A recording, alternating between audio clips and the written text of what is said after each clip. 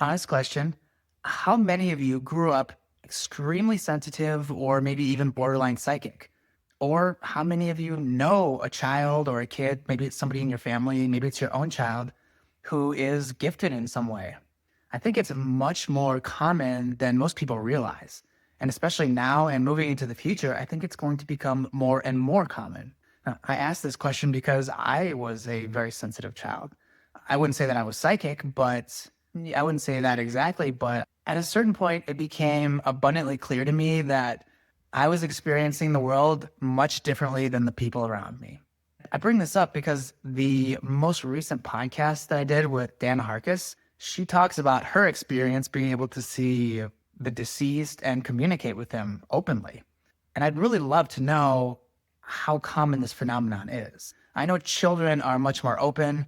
They're in a theta brainwave state, which is basically a state of hypnosis, and it's much easier for them to tap into non-ordinary states of consciousness.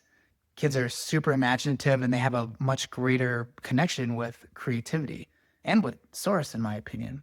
So yeah, I'd love to hear your stories. Please tell me what you think and tell me what you think about the direction you think we're going in as a collective consciousness, because something is shifting and something is changing.